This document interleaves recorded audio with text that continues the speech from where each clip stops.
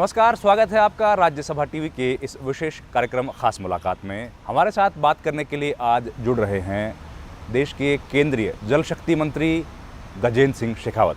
Sir, बहुत बहुत स्वागत है आपका। नमस्कार। गजेंद्र सिंह जी, 1 साल पूरा हो गया मोदी साहब की सरकार को। आपके लिए इसलिए महत्वपूर्ण है क्योंकि पहली बार ये जल शक्ति के नाम से महकमा बना है। तो अगर पहले आप सरकार की ओवरऑल उपलब्धियां बताएं और उसके बाद अपने महकमे की। 1 साल पूरा हुआ है और निश्चित रूप से ये 1 साल इतिहास के पन्नों में ऐतिहासिक 1 साल ऐसा दर्ज किया जाएगा। हालांकि माननीय प्रधानमंत्री जी की सरकार को 1 साल और पिछले 5 साल ऐसे अलग अलग टुकड़ों में बांट करके देखना उपयुक्त नहीं होगा। पूरे 6 साल जी, जो लक्ष्य लेकर के चले थे 2014 में सरकार बनने के बाद में कि साधारण मानवी के जीवन में परिवर्तन लाने के दृष्टिकोण से काम करेंगे, और हम सब ने अनुभव किया कि गवर्नेंस की एक नई परिभाषा माननीय प्रधानमंत्री जी ने दी।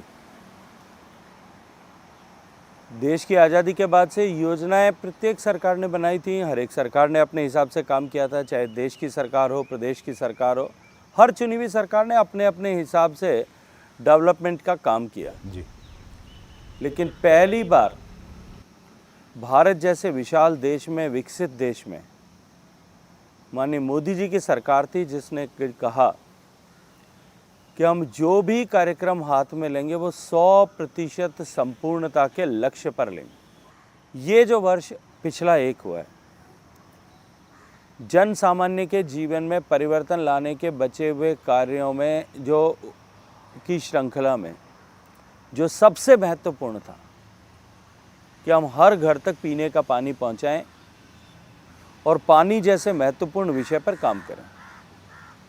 माननीय प्रधानमंत्री जी के नेतृत्व में पहला बड़ा रिफॉर्म इस सरकार का कि जल के महत्वपूर्ण विषय के सारे अंगोपांग को जोड़ करके एक नए मंत्रालय का गठन किया गया। माननीय प्रधानमंत्री जी ने स्वयं मन की बात के माध्यम से और अन्य प्लेटफॉर्म पर जहां भी बात करने का अवसर मिला वहां जल की महत्ता को समाज के सामने प्रतिस्थापित करने, जल के संरक्षण, संचय, पुनरुपयोग, इन सब विषयों पर एक जन चेतना जगाने का काम किया। जल शक्ति अभियान के माध्यम से केंद्र सरकार के अधिकारियों को भेज करके भी देश के ऐसे स्ट्रेस्ड जिलों में जल चेतना को जन चेतना में परिवर्तित करने का भी लक्ष्य लेकर के काम किया गया। 15 अगस्त को लाल किले के प्राचीर से माननीय प्रधानमंत्री जी ने उद्घोष किया कि जिस तरह से हमने पिछली सरकार के समय में घर, बिजली, बैंक, शौचालय, गैस, ये सब 100% के लक्ष्य के साथ पूरा किया है, इस बार हम पीने का पानी भी हर घर तक पहुँचे। और जब मैं हर घर की बात करता हूँ तो आज़ादी के बाद में जितने प्रयास हुए राज्य और केंद्र की सरकारों से, लगभग हम 16% का आंकड़ा छू पाए थे। 84% जो है वो घर आज भी पानी से वंचित थे। प्रत्यक्ष पानी उनके घर तक नहीं आता था, नल के माध्यम से नहीं आता था। उन घर परिवारों की महिलाओं को घर से बाहर निकल करके सिर पर मटका लेकर के 100 मीटर, 200 मीटर, 500 मीटर और मेरे पश्चिमी राजस्थान में तो कई किलोमीटर चलना पड़ता था। उस अभिशाप से मुक्त करने का सिंहघोष किया। हम उस दिशा में काम कर रहे हैं, लेकिन इसके अतिरिक्त इस 1 साल में सरकार ने बड़े फैसले, राम मंदिर जैसा विषय इतने सदियों से अटका हुआ था, इस तरह का माननीय प्रधानमंत्री जी ने जिस तरह का इस इकोसिस्टम दिया, बिना किसी विवाद के पूर्ण बहुमत से सुप्रीम कोर्ट ने उसका फैसला किया, राम मंदिर बनने का मार्ग प्रशस्त हुआ। धारा 370-35A का उपबंध अनेक लोगों देश में के दिल में एक नासूर की तरह चुभता था कि क्यों करके इस देश में ऐसी व्यवस्थाएं हैं कि देश का ही एक प्रदेश जो है उसमें देश के बनाए हुए कानून लागू नहीं है। लेकिन देश ने देखा, दुनिया ने देखा कि बिना एक भी गोली चलाए हुए कश्मीर की इस समस्या का हमेशा के लिए समाधान हुआ। और इस सब के अतिरिक्त भी अनेक फैसले, 3 तलाक का फैसला, आज पूरी कई दुनिया में ऐतिहासिक फैसले 21वीं सदी में भी जिस तरह जो है मुस्लिम देश जिस बात को नकार चुके थे, स्वीकार कर चुके थे, वो भारत में क्यों कर उपस्थित था। निश्चित रूप से प्रश्न लोगों के मन में कौंधता ही होगा, लेकिन उसको समाप्त किया गया। और इन सब के बाद में इसी श्रृंखला में जब पूरी दुनिया में वैश्विक आपदा आई, इस कोरोना की आपदा से जिस तरह से सरकार ने संघर्ष किया, माननीय प्रधानमंत्री जी के नेतृत्व में जिस तरह के फैसले लिए गए और जिस तरह से कठोरता के साथ में उस फैसलों को इम्प्लीमेंट किया गया, पूरे देश को ने देखा एक बार फिर माननीय प्रधानमंत्री जी की ड्राइविंग फोर्स की ताकत, कि पूरे देश को एक साथ खड़ा किया। पहले चिकित्सा कर्मियों और कोरोना वॉरियर्स के प्रति सम्मान व्यक्त करने के लिए, और फिर पूरे देश ने सॉलिडारिटी व्यक्त की। इधर पूरा देश एक साथ खड़े होकर के दिवाली मना रहा था कि हम इस संघर्ष से इस समस्या से एकजुट होकर के संघर्ष करेंगे, भारत जीतेगा, कोरोना हारेगा, और हम उसमें सफल भी हुए। अब आपके महकमे की अगर बात की जाए सर, तो पानी हम लोग बड़े लंबे अरसे से सुनते चले जा रहे हैं कि भूजल जो है वो ख़त्म होता जा रहा है, कम होता जा रहा है। ये बड़ी चुनौती है, इसके लिए कई योजनाएं पिछले कई सरकारों ने चलाई हैं, लेकिन बावजूद उसके आपके इलाका, क्योंकि आप तो आते हैं, वहाँ बहुत पानी की समस्या है। 400 फुट 700-800 फुट तक भी इरिगेशन का वाटर, 1,000 फुट तक, 1,000 तक कैसे उसको आप ठीक करेंगे सर? वो तो एक बड़ी भारी समस्या है और पानी लगातार गिरता ही जा रहा है। देखिए, पानी की समस्या, पानी की चुनौती पूरे देश के, दुनिया के सब देशों की चुनौती है। हमारे लिए चुनौती इसलिए बड़ी है कि भारत में दुनिया की कुल मिलाकर के 18% लगभग आबादी है और लगभग इतनी लाइवस्टॉक पॉपुलेशन भी है। लेकिन इन सब के उपरांत भारत को पानी जो है, पीने योग्य पानी विश्व भर में जो उपलब्ध है, उसका केवल 4% हिस्सा मिला। तो एक प्राकृतिक असंतुलन बना। हमारे लिए चुनौती और भी बड़ी इसलिए है कि हमारी नदियों में बर्फ़ पिघलने से पानी केवल 4% आता है। शेष सारा पानी बरसात और मानसून के समय में आता है। क्लाइमेट चेंज का जिस तरह से इम्पैक्ट अभी हमको दिखाई दे रहा है, पहले ऐसा मानते थे कि क्लाइमेट चेंज जो है वो आने वाली सदी की, आने वाली जो है जनरेशन की समस्या होगी, लेकिन अब तो हमारे सामने है, हमारा दरवाजे पर खड़ी है। जिस तरह से बारिश के पैटर्न बदले हैं, हमारी चुनौती और भी बड़ी है। हमने देखा कि पिछले साल वर्षों में, हमारे बचपन में सावन के महीने में साल भर महीने भर तक बरसात होती थी, लोग गीत गाते थे, खेतों में उत्सव होते थे। लेकिन अब बरसात के दिन कुल मिलाकर के, वो जो पूरी बरसात की ऋतु में बरसात के दिन कुल मिलाकर के 15, 20, 22, 23 इतना सिमट करके रह गए। निश्चित रूप से उसके कारण से भी चुनौती बढ़ी है। आबादी हमारी बढ़ रही है, ये चुनौती और भी बढ़ी है, क्योंकि 50 साल पहले, 60 साल पहले जो प्रति व्यक्ति जल उपलब्धता थी वो 5000 क्यूबिक मीटर प्रति व्यक्ति थी। आज वो घट करके 1500-1600 के बीच में आ गई है। निश्चित रूप से चिंता का विषय है, लेकिन इसका अभिप्राय ये नहीं है कि जल की उपलब्धता कम हुई है। उस समय भी हमारे पास में 4000 BCM पानी आता था, आज भी 4000 BCM पानी आता है। इसलिए हमारी चुनौती यह है कि हमारी जनसंख्या उसके अनुरूप बढ़ी है। ऐसे में हमारे लिए महत्वपूर्ण है कि हम जल का उचित प्रबंधन करें।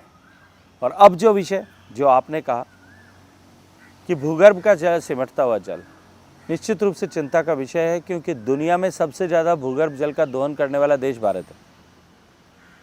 दुनिया का 65% जो है भूगर्भ से निकाला हुआ जल हम अपने देश में निकालते हैं। और इस 65% पूरे विश्व का, हाँ, और पूरी दुनिया में अमेरिका और चाइना दोनों मिलाकर के भी जितना पानी निकालते हैं, उसका 1.5 गुना हम अकेले भारत में निकालते हैं। और उसमें अधिकतर खेती के लिए उपयोग होता है। निश्चित रूप से खेती के लिए तो वैसे ही सारे जल का जितना उपयोग होता है, उसका लगभग 89% सामान्य आंकड़े बताते हैं कि खेती के लिए उपयोग होता है। 5-6% घरेलू उपयोग के लिए उपयोग होता है, और बशेष बचा हुआ 5% इंडस्ट्री में उपयोग होता है। और जो जल चेतना को जन जन की चेतना बनाने का कार्यक्रम माननीय प्रधानमंत्री जी ने किया, ये एकमात्र मार्ग है। आम व्यक्ति इस उत्तरदायित्व को समझे कि हम घर का पानी घर में, खेत का पानी खेत में और गांव का पानी गांव में रोकें। जब कभी भी ऐसे प्रबंधन की चर्चा होती है, इजराइल की चर्चा होती है। 100 मिलीमीटर बरसात वाले देश में आज जल समृद्ध देश है, वाटर एक्सपोर्टिंग नेशन बना है, water surplus water exporting nation है। और हम 1068 मिलीमीटर वाले की बरसात औसत वर्षा वाले देश हैं, फिर भी हमारे यहाँ इस तरह का संकट है। हमको प्रबंधन की दिशा में जाना पड़ेगा। जल के पुनर्भरण के लिए हमने जन चेतना जागरण का अभियान प्रारंभ किया और इसके साथ साथ में ऐसे 7 प्रदेश जो सबसे ज़्यादा वनरेबल स्टेट्स हैं, उन 7 प्रदेशों में अटल भूजल योजना के नाम से माननीय प्रधानमंत्री जी के मार्गदर्शन में एक योजना प्रारंभ की है, जिस योजना में ज़मीन के पानी के पुनर्भरण और गांव के पानी का पार्टिसिपेटरी मैनेजमेंट के माध्यम से किस तरह से समुचित सदुपयोग हो सके, जल का संरक्षण और संचय हो सके, इसके लिए काम किया जाएगा। और मैं ये मानता हूँ कि इस बार का वर्ष निश्चित रूप से अत्यंत महत्वपूर्ण है। कोरोना की इस आपदा के बाद में हम सबको जानकारी है कि नरेगा का बजट बढ़ा करके 40,000 करोड़ बढ़ा करके 1 लाख करोड़ कर दिया गया। हमको निश्चित रूप से इस विषय की भी जानकारी है कि उसमें से 65% हिस्सा माननीय प्रधानमंत्री जी ने 2014 से ही नेचुरल रिसोर्स मैनेजमेंट पर खर्च किया जाएगा, इसके लिए ईयरमार्क किया है। इस बार माननीय प्रधानमंत्री जी का निर्देश में हमने जो है प्रदेशों के उनके मार्गदर्शन में हमने प्रदेशों को आग्रह किया है कि आप इस बार केवल इस 65% राशि से जल से संबद्ध, जल संरक्षण, संचय, जल शुद्धिकरण, इनसे संबद्ध काम करें। 65,000 करोड़ रुपए इसमें निवेश हो सकता है। कैंपा फंड जो वर्षों से भारत सरकार के पास में पड़ा था, इस बार इस वैश्विक आपदा के मद्देनज़र राज्यों को अधिक संसाधन मिले, लोगों को रोजगार मिल सके और इस आपदा को अवसर हमें बदलें। जो कैंपा फंड का पैसा भारत में सरकार के पास पड़ा था, राज्य सरकारों को दिया गया लगभग 45,000 करोड़ रुपया। उसमें भी जल वृक्षारोपण, जो जल के संरक्षण का एक विषय है, और प्रत्यक्ष जल संरक्षण, इन दोनों विषयों को अनुमत किया गया। 15th फाइनेंस कमीशन ने इस वर्ष के लिए जो अपना पैसा ईयरमार्क किया है, जो एलोकेट किया है, 30,000 करोड़ रुपया water and sanitation related activities के लिए उन्होंने ईयरमार्क किया है। वो भी निश्चित रूप से एक बड़ी अपॉर्चुनिटी है। इस तरह से कुल मिलाकर के इस बार 1 लाख करोड़ रुपया राज्यों के पास में जल से, जल संरक्षण, संचय से संबद्ध गतिविधियों के लिए उपलब्ध है।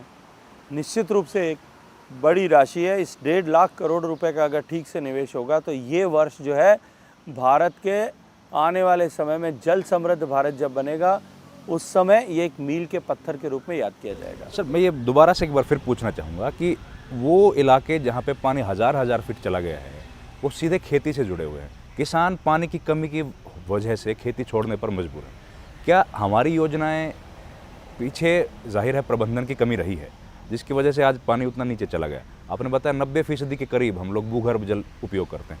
तो क्या किसानों को ये राहत मिलेगी कि जो योजनाएं चलाई जा रही हैं उसकी वजह से उनकी खेती में घाटा नहीं होगा? ऐसे हज़ारों एग्जाम्पल मैं आपको बता सकता हूँ जहाँ व्यक्ति ने कोई जो है इनिशिएटिव लिया,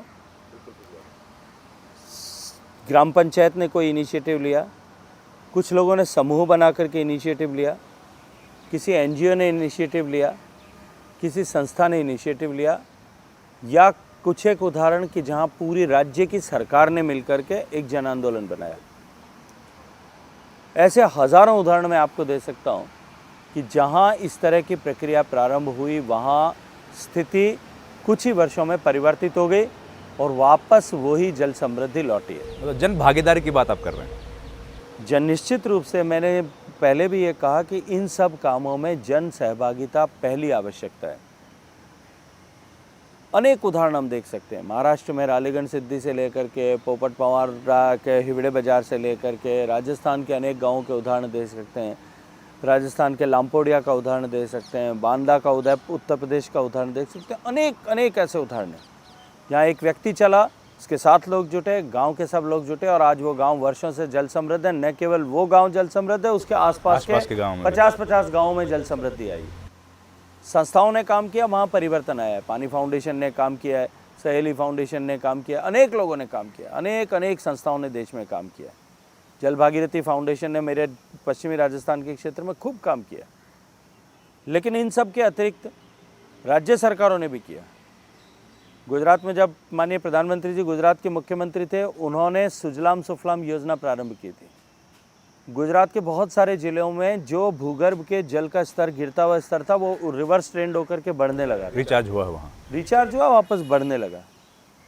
राजस्थान की पूर्ववर्ती सरकार ने, भारतीय जनता पार्टी की जब सरकार थी, तब राजस्थान की सरकार ने मुख्यमंत्री जल स्वावलंबन योजना प्रारंभ की थी।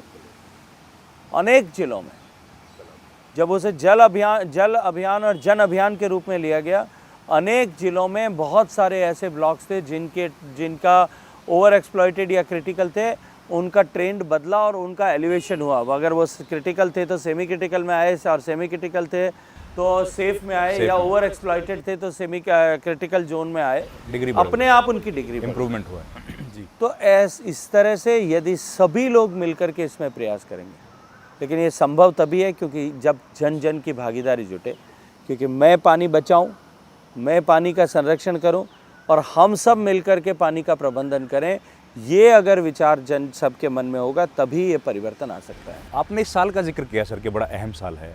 इसी साल को ध्यान में रखते हुए नीति आयोग ने एक रिपोर्ट दी है कि 21 शहर पानी की ज़बरदस्त कमी इस साल में अंत तक फेस करने वाले हैं। वो रिपोर्ट क्या सही है सर? उनकी स्थिति में सुधार के लिए आप लोग क्या प्रयास कर रहे हैं? देखिए, इस रिपोर्ट के बारे में बहुत सारी चर्चाएं हुई है। मैं स्थिति स्पष्ट कर देना चाहता हूँ।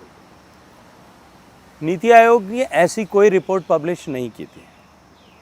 नीति आयोग ने जो रिपोर्ट पब्लिश की थी, एक उस रिपोर्ट में वर्ल्ड बैंक के माध्यम से छपी हुई एक अखबार के समाचार को उन्होंने कोट किया था, जिसमें 21 ऐसे शहरों का जिक्र किया गया था जहां पानी समाप्त हो जाएगा, भूगर्भ जल समाप्त हो जाएगा या लगभग समाप्त हो जाएगा, वहां चुनौती खड़ी होगी। लेकिन मैं आपके दर्शकों के साथ में ये साझा करना चाहता हूं कि उन 21 शहर जो सूची थी, उसमें से 15-16 शहर ऐसे हैं जहां पीने का पानी का 90-95% जो है वो सरफेस वाटर से आता है, भूगर्भ जल से नहीं आता। इसलिए चुनौती उतनी गंभीर नहीं है जितनी उसको लिया गया। उसमें से दिल्ली भी एक है। चुनौती गंभीर नहीं है। और उसके अतिरिक्त जो 5 शहर हैं, वो पांचों शहर पंजाब के हैं जहां नहर के माध्यम से पानी आसानी से उपलब्ध हो सकता है। चिंता हमारे लिए है, लेकिन इतनी गंभीर नहीं है कि वहाँ डे ज़ीरो का स्टेटस देखना पड़ेगा। और इस सब से भी ऊपर वर्तमान वर्ष तो निश्चित रूप से हम सब लोगों के लिए सुखद वर्ष है,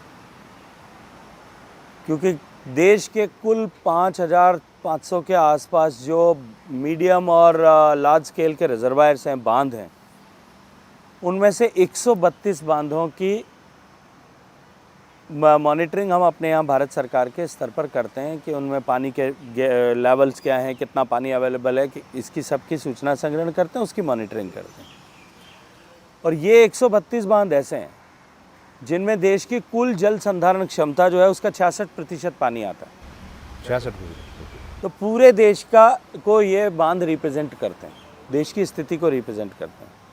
मैं नहीं कहता कि कहीं चुनौती नहीं होगी, इतना बड़ा देश है, हो सकता है कुछ जगह पे पानी समाप्त हो गया होगा, कुछ बांधों में पानी कम होगा, लेकिन इन 132 बांधों के परिप्रेक्ष्य में ये बात करूं जो देश की बड़ी मोटी मोटी पिक्चर देते हैं, इन बांधों में गत वर्ष की तुलना में 1 मई को हमारे पास 56% पानी अधिक उपलब्ध था। और यदि मैं पिछले 10 साल के एवरेज की तुलना भी करूं तो भी इस वर्ष 46% पानी अधिक ज़्यादा उपलब्ध है। ये अच्छी बात है। अपने बाद जो है हिमालयन स्ट्रक्चर में बांकड़ा रावी ब्यास सतलज के स्ट्रक्चर में बेसिन में जितने स्ट्रक्चर्स हैं, हमने सब राज्यों को जहां इनसे पानी जाता है, पंजाब, हरियाणा, राजस्थान, इन सब को आग्रह किया कि आप जितना पानी उपयोग कर सकते हैं उतना पानी उपयोग करिए, अधिकतम पानी को जो है आप ले जाएं, ताकि हमको बांधों की स्थिति को हम सामान्य पर ला सकें, आने वाले मानसून की तैयारी करें। बिल्कुल बिल्कुल। लेकिन पानी के उपयोग नदियों का प्रदेश कर रहे हैं तो उसमें झगड़ा हो जाता है सर। पूरे देश में जितनी नदियां हैं उससे ज़्यादा झगड़े हैं। हरियाणा पंजाब से लेके उड़ीसा छत्तीसगढ़ के बीच में कावेरी का मसला है, इतने सारे झगड़े हैं, आपके पास ये अहम महकमा है, आपने कोशिश कर रहे हैं कि उनको एक साथ करें, किसी तरीके से उनका रास्ता निकले। देखिए, संविधान प्रदत्त व्यवस्था के अनुरूप जल राज्य का विषय है। प्रारंभिक रूप से राज्यों को ही इसका प्रबंधन करना है, आपस में बैठ करके इस विषय का निस्तारण करना है। लेकिन अनुभव में आया, पिछले 50-60 साल से ऐसा अनुभव में आया कि राज्यों के बीच में जल के जो है बंटवारे को लेकर के सहमति नहीं बन पाती है। लोकसभा में एक बिल इस एक्ट में अमेंडमेंट के लिए प्रस्तुत किया कि इन ट्रिब्यूनल्स की व्यवस्था को बदला जाए, एक ट्रिब्यूनल बने, उसके अलग अलग अंग बने और उसके लिए टाइम फ्रेम में डिसीजन हो, ऐसा सुनिश्चित किया जाए। और मुझे अत्यंत प्रसन्नता है कि लोकसभा में पूर्ण बहुमत से उसको, पूर्ण बहुमत भी नहीं, एक राय होकर के सब ने उसको पारित किया। और आने वाले सत्र में राज्यसभा में भी हम उसको पारित कराएंगे, ताकि ये जो विवाद की स्थितियां हैं, ये विवाद की स्थितियां जल्द से जल्द विवाद सुलझे और देश की जनता को, किसानों को पेयजल के रूप में और कृषि के लिए तो शीघ्र पानी अधिक सुगमता से उपलब्ध बिल्कुल। हो सके। लेकिन कई बार ऐसा देखा गया है कि सुप्रीम कोर्ट तक के फैसले आ गए पंजाब हरियाणा वाले मामले में, उसका भी इम्प्लीमेंटेशन नहीं हो पाया, वो मसला अलग है खैर। लेकिन गंगा नदी का जो पुनरुद्धार है सर, उसका दोबारा से जो उसको, वो भी आपके पास जिम्मेदारी है, तो उसमें कितनी कामयाबी मिल चुकी है? देखिए, मैं एक बात आज आपके सामने विश्वास के साथ में कह सकता हूँ कि दुनिया की इस लंबाई की नदियाँ, हमारी गंगा नदी लगभग 2500 किलोमीटर लंबाई में बहती है, उद्गम से लेकर के और महाप्रयाण के स्थान तक, फ्रेजरगंज तक जो है, देवप्रयाग, गंगोत्री से लेकर फ्रेजरगंज तक या देवप्रयाग से लेकर के फ्रेजरगंज तक। इस लंबाई की 10 अगर बड़ी नदियों को दुनिया की लिया जाए, मिसिसिपी, नाइल, इन सबको बात कर, सबको जोड़ लीजिए, उन 10 नदियों में पहली 10 शुद्ध नदियों में आज गंगा है। हमारे भारत में माननीय प्रधानमंत्री जी के नेतृत्व में जिस तरह से मिशन मोड में पिछले 5 साल में काम किया गया, ये उसका परिणाम है। गंगा के गंगोत्री से लेकर के और ऋषिकेश तक गंगा का पानी आचमन के योग्य है, सीधा उठा करके आप पानी पी सकते हैं। ये स्थिति आज भी है, लॉकडाउन के समय में भी थी और लॉकडाउन से 3-4 महीने पहले से भी, जब अक्टूबर में हमने राफ्टिंग एक्सपीडिशन किया था देवप्रयाग से लेकर के और फ्रेजरगंज तक, मेरे मंत्री गंगा मिशन ने जो राफ्टिंग एक्सपीडिशन किया था, जिसमें वैज्ञानिक भी थे, wild life institute of India के वैज्ञानिक भी थे, जिसमें कुछ एडवेंचर स्पोर्ट्स के लोग भी थे, और उन्होंने पूरी नदी का सैंपल लिया। मुझे भी सौभाग्य मिला था कि देवप्रयाग से ऋषिकेश तक मैं भी आया था, सब वैज्ञानिकों के साथ में सीधा हमने नदी से पानी उठा करके पिया था। अच्छा सर। और मैं पूरे दावे के साथ में कह सकता हूं कि आने वाले कुंभ के समय में, पिछले कुंभ में 22 करोड़ लोग इस बात के साक्षी बने थे कि गंगा के पानी की क्वालिटी में सुधार हुआ है। सुधार हुआ, मैं भी गया था सर। और अब की बार मैं दावे के साथ में कह सकता हूं कि आप भी जाइएगा तो हरिद्वार तक पानी आपको आचमन के योग्य मिलेगा, सीधा उठा करके आप पानी पी सकेंगे और बेहिचक पी सकेंगे। आखिरी सवाल है कि ग्रंथों से लेके, और बाबा नानक ने भी कहा है कि पवन गुरु पानी पिता माता तरत महत, दिवस रात दुविधावे दाया खिले सकल जगत। बावजूद उसके हमने पर्यावरण का बिल्कुल नज़दीक रहे हैं, तो भी जल की समस्या हमारे यहाँ है और कई NGOs ये दावा करते हैं कि बहुत जल्द ख़त्म हो जाएगा। तो क्या सरकारों की तरफ से कमी रही सर की पुरानी, या फिर समाज ने थोड़ा सा उसकी तरफ चेतना से काम नहीं किया? देखिए, निश्चित रूप से हमारे यहाँ जल को जगदीश मानने की परंपरा थी। हमारे ऋषियों ने, हमारे मनीषियों ने इस बात की शिक्षा ये जानते हुए कि प्रकृति के जितने भी घटक हैं वो सब इस पूरे जीवन चक्र, न केवल मानव अपितु जिस धरातल पर जितने भी जीवन उपलब्ध है, पेड़ पौधों के रूप में लेकर के, जलीय जीवों के रूप में लेकर के, माइक्रोब से लेकर के थल पर जितने भी मनुष्य तक, हम पूरा जो ये इकोसिस्टम है, इस पूरे जो है इकोसिस्टम में की अत्यंत महत्ता है। इसको समझते हुए जो कुछ भी हमको देता है को देवता के रूप में मान करके उसको धर्म के साथ में जोड़ा था, ताकि सामान्य आदमी, सामान्य बुद्धि का व्यक्ति उसका अनुसरण कर सके। मुझे याद है मेरे बचपन में गांव का तालाब, गांव का अरण्य, जहाँ जो है जहाँ से सूखी हुई लकड़ी चूल्हा जलाने के लिए मिलती थी, गांव का तालाब का जो कैचमेंट है वो, गांव का गौचर जहां गांव की गायें पानी गाय चारा के लिए जाती हैं, ये सब गांव की सामूहिक संपत्ति थी। पूरा गांव उसकी रक्षा करता था, पूरा गांव उसकी प्रबंधन करता था, व्यवस्था करता था। गांव के तालाब के कैचमेंट में हर साल जो है जो उत्सव होते थे, अनेक अवसरों पर उत्सव होते थे जहां उनकी साफ़ सफाई गांव के सब लोग मिलकर के करते थे।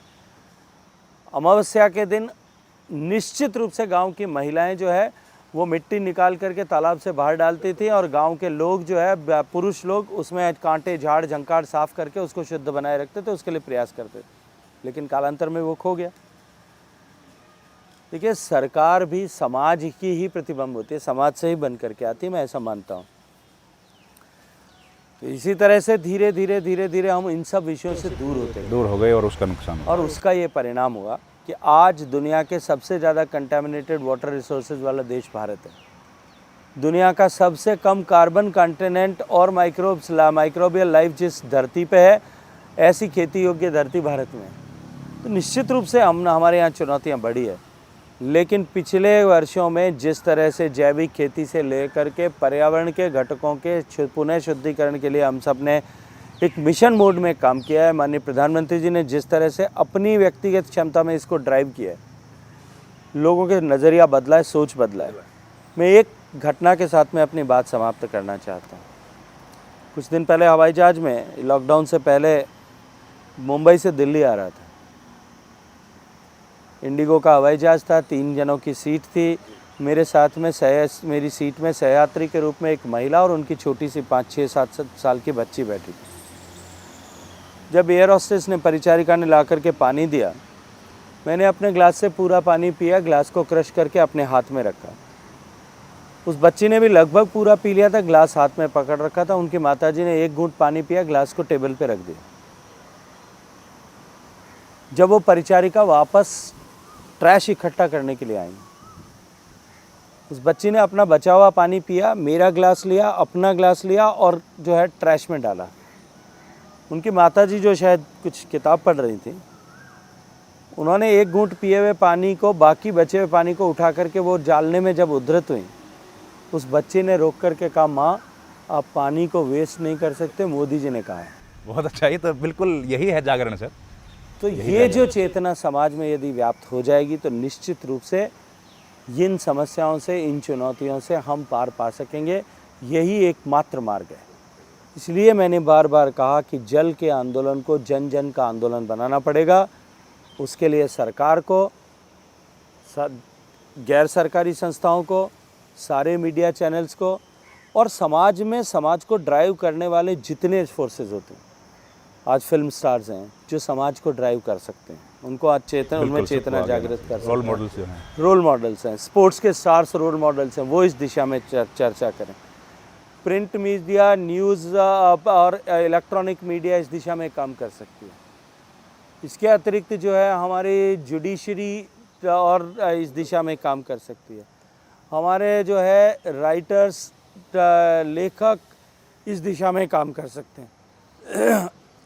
जो हमारे स्कूल शिक्षा में और कॉलेज शिक्षा में काम करने वाले अध्यापक हैं, वो इस दिशा में काम कर सकते हैं। ऐसे सारे लोग मिलकर के जो समाज को ड्राइव कर सकते हैं, ऐसे सारे लोग मिलकर के यदि प्रधानमंत्री जी की इस मुहिम में उनके साथ जुड़ते हैं तो हम निश्चित रूप से आने वाले समय में देश को जल समृद्ध देश बनाने में सफल होंगे। सर, हमें समय देने के लिए बहुत बहुत धन्यवाद। ये थे केंद्रीय जल शक्ति मंत्री गजेंद्र सिंह शेखावत, जिन्होंने पानी से जुड़े हर मुद्दे पर अपनी राय रखी और तफसील से सरकार की योजनाओं की जानकारी दी। इस कार्यक्रम में फिलहाल इतना ही। नमस्कार।